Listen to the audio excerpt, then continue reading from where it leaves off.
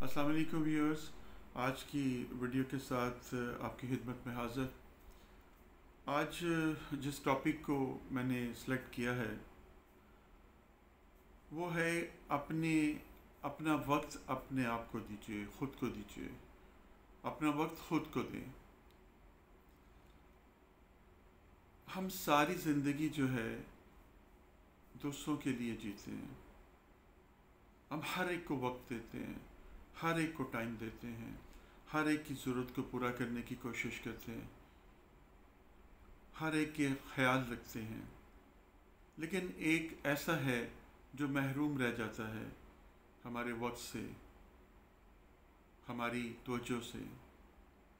वो हमसे बात करना चाहता है, वो हमारे साथ वक्त गुजारना चाहता है, लेकिन हम उसको वक्त नहीं देते। शायद उसकी ज़ुबान हमें समझ नहीं आती, शायद हमें उसका एहसास नहीं है। बकौल शायर वो है ना कि आओ चुप की ज़ुबान में नासिर, इतनी बातें करें कि थक जाएं। ये चुप की ज़ुबान जो है ये इसमें बातें करना चाहता है हमसे। तो एक कहावत है, एक राजा था, वो बहुत ज़्यादा जो है ताकत वाला, मालो दौलत वाला और कामयाबी वाला था। हर एक को जो है वो पसंद था। एक रोज़ वो अपने दरबार के अंदर बैठा होता है और अपनी सारी जो पॉजिटिविटी है और अपनी जो क्वालिटीज़ हैं उनको गिनवा रहा होता है कि मैंने ये किया, मैंने ये किया, मेरे पास ये, मेरे पास वो, मेरे पास ये, मेरे पास वो।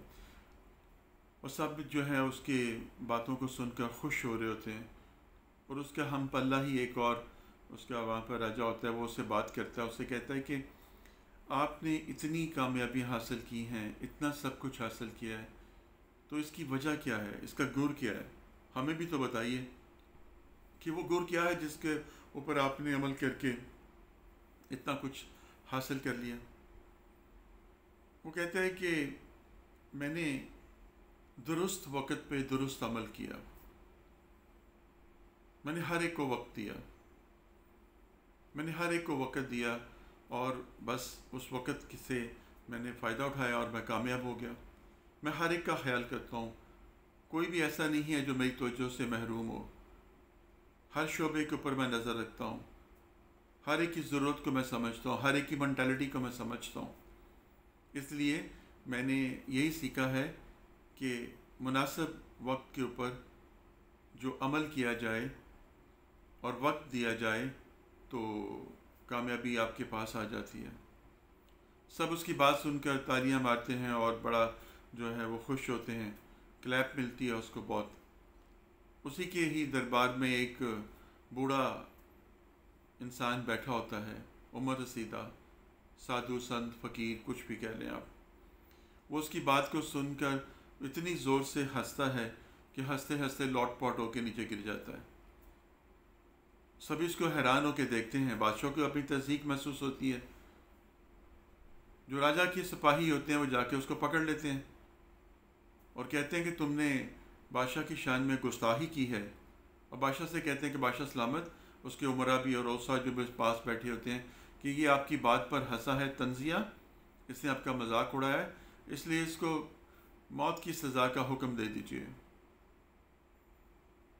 वो कहता है कि उसको सर से पाँव तक देखता है और देख के कहता है कि देखो ये मुझे तो ये कोई पागल सा ही लगता है, बेवकूफ़ सा लगता है। उम्र सीधा हो गया है, इतना बूढ़ा हो गया है, सठिया गया है, अब मैं इसको क्या सज़ा दूँ, क्या इसको मैं कहूँ, मरने की तो वैसे ही जा रहा है। वो उससे पूछता है, कहता है भी हाँ बता, तू क्या, तुझे मेरी बात से इख्तलाफ है?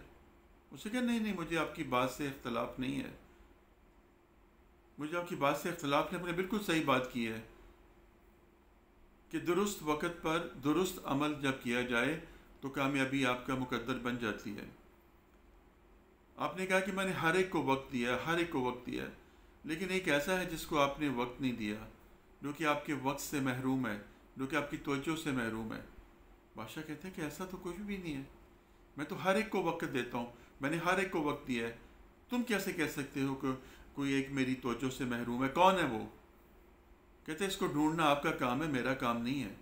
मैंने आपको बता दिया है कि कोई एक महरूम है। इतनी बात कहता है, फिर वो खिलखिला के हंसना शुरू कर देता है। बादशाह उसको जो है कहता है कि तुम तो मुझे पागल लग रहे हो, चले जाओ इससे पहले कि मुझे गुस्सा आए। कहते ठीक है बादशाह, मैं जा रहा हूँ, लेकिन फिर मुलाकात होगी तुमसे कहीं। बात आई गई हो जाती है। बादशाह बहुत तलाश करता है, बहुत तलाश करता है कि वो कौन सा शख्स है जो मेरी तवज्जो से महरूम है, जिसके ऊपर मैंने तवज्जो नहीं की है, लेकिन उसको कुछ समझ नहीं आती। एक दिन वो जा रहा होता है तो देखता है कि एक जगह के ऊपर जो है वो काफ़ी लोग इकट्ठे हुए हैं, और जो है वो क्या कहते हैं कि कोई वहाँ पर बैठा कोई दरस व तदरीस का काम कर रहा है। वो भी जाके वहाँ पर बैठ जाता है। वो देखता क्या है कि लोग, एक फ़कीर जो है बैठा हुआ है और लोग आपस में बातें कर रहे हैं। वो बातें कर रहे हैं, कानाफूसी कर रहा है, कोई विस्परिंग कर रहा है, कोई क्या लगा हुआ है, क्या लगा हुआ है, और शोर शराबा सा आपस में बातें करने का मचा हुआ है। वो उठता है, जो वहाँ का फ़कीर होता है, उठ के जाने लगता है।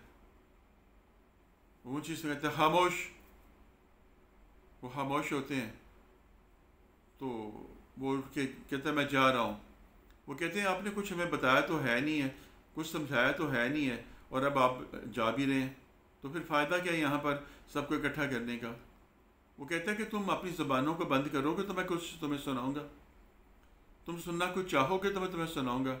तुम्हारी ज़ुबानें तो ख़ुद में ही एक दूसरे की बुराइयाँ करने में, एक दूसरे की बातें करने में लगी हुई हैं।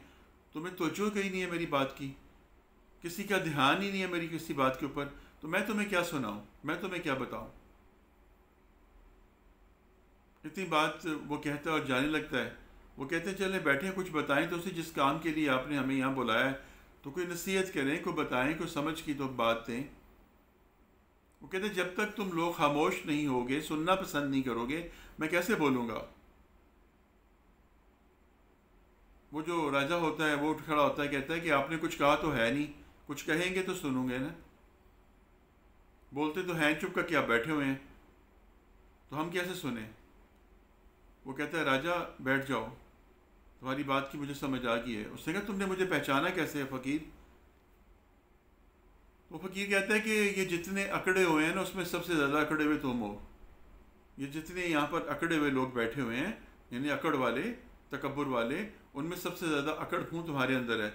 अभी तक तुम उस शख्स से तो मुलाकात नहीं कर सके जिसको तुम्हारे टाइम की ज़रूरत है, और तुम मुझसे बातें पूछ रहे हो। उसको बहुत गुस्सा आता है, कहता है कि तुम अपनी हद से बढ़ रहे हो, तुम फिर मुझे तंज कर रहे हो, तुम फिर मुझे मेरा मजाक उड़ा रहे हो। वो जो बंदा होता है वो साधु, वो ये बात कह के हंसना शुरू कर देता है।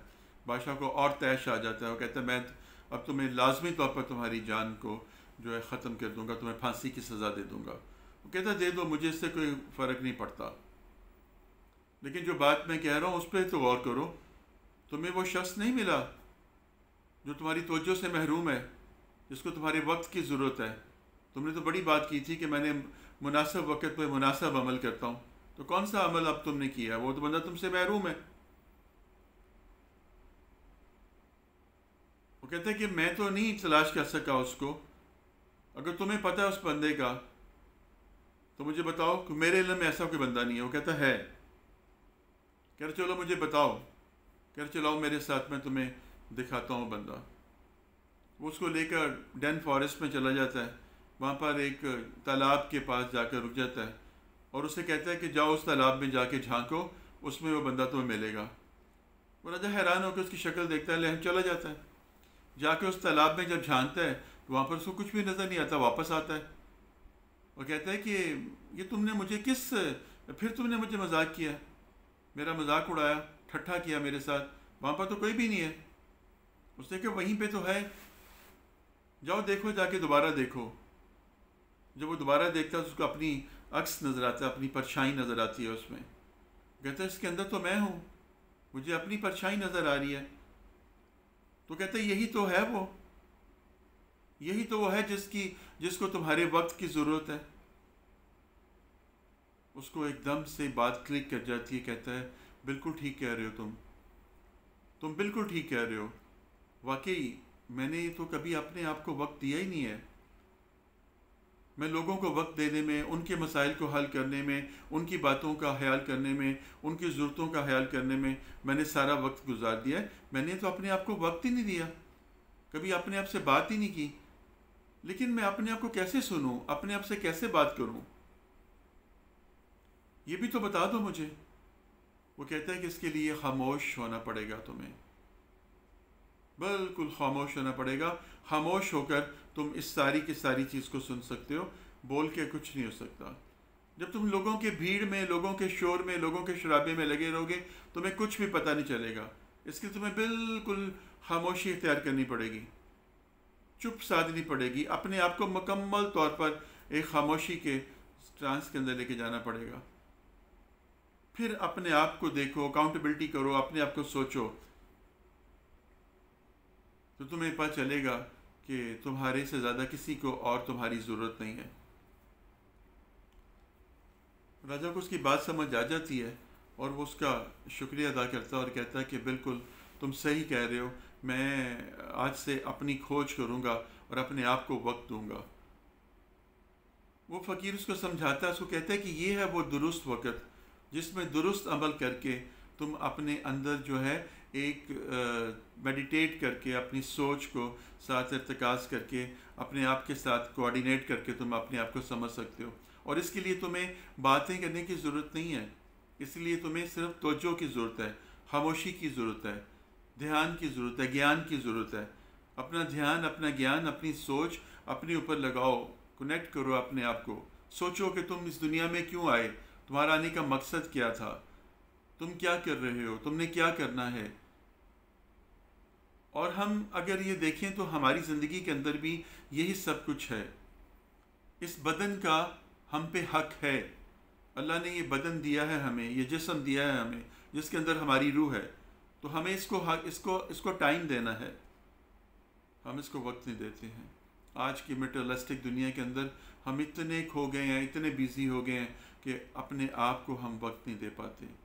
हमारे पास इतना वक्त है ही नहीं है कि हम अपने आप को वक्त दें।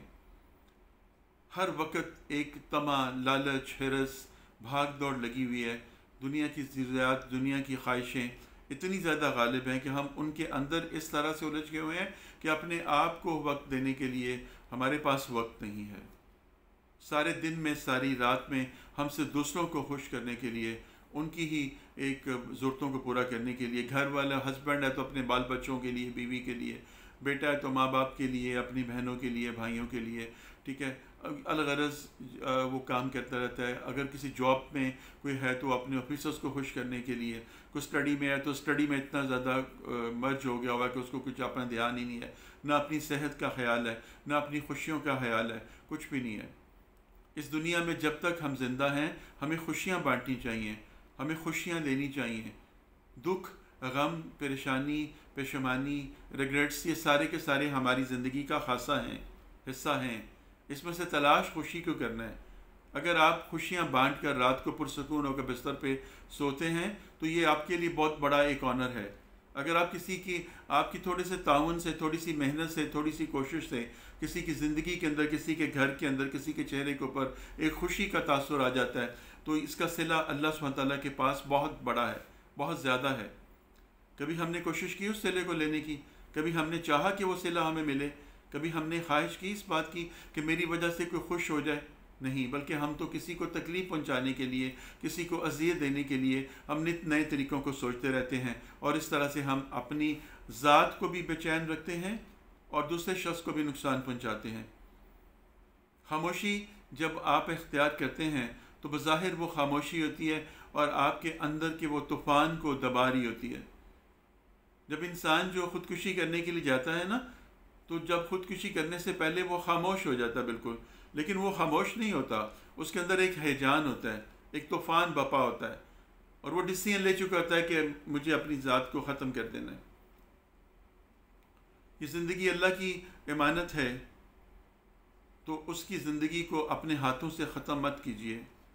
और ये हर वक्त का रोना, हर वक्त का पछतावा, हर वक्त का रिग्रेट, हर वक्त का कि मेरे पास ये होता, मेरे पास वो होता, मेरे पास ये होता, मेरे पास वो होता, मुझे ये मिल जाए, मुझे वो मिल जाए, मुझे ये हो जाए, मुझे वो हो जाए, इसके अंदर आप कहीं खो गए हुए हैं। हर इंसान के पास एक ऐसा इंसान है जिसको टाइम देने की ज़रूरत है, और वो इंसान आप खुद हैं। आज से इरादा कीजिए कि अपने आप को आप वक्त देंगे। आज से इरादा कीजिए कि खामोश बैठकर अपने आप को सुनेंगे, आप अपने आप से बात करेंगे, अपनी ज़रूरियात को देखेंगे, अपनी खुशियों को देखेंगे।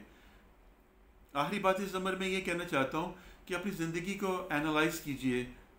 हम जब जवान होते हैं, टीनेजर में जब जो होते हैं, 20s में जाते हैं, इवन के 30s में भी चले जाते हैं जब, तो हमारी ख्वाहिशात, हमारी सोचें, हमारी वो तमाम की तमाम चीज़ें जो हैं वो कहीं खो गई होती हैं। हम उनको पीछे छोड़ आते हैं। कभी हमने उनको वापस लेने की कोशिश की, कभी हमने चाहा कि हम उस वक़्त को वापस लेकर आएँ, हम खुश हों। जब हम खुश थे, बिला मकसद खुश होते थे, अच्छे मौसम को देखकर खुशी होती थी, अच्छा खाना खा के खुशी होती थी, घूम फिर के खुशी होती थी, किसी के साथ हंसी मजाक करके खुशी होती थी, दिलों के अंदर से बोगस कीना अनाज नहीं होता था। वो कहाँ चला गया इंसान? वो कहाँ चला गया? वो आपका दोस्त कहाँ चला गया? वो आपका साथी कहाँ चला गया? खुदारा उसको तलाश कीजिए, उसको ज़िंदा कीजिए, फिर से वापस लेकर आइए, खुश रहिए और खुशियाँ बांटिए। बस मेरी दुआ है अल्लाह हमें अमल की तौफीक अता फरमाए। अगली वीडियो तक के लिए इजाज़त दीजिए। फ़ी अमानिल्लाह।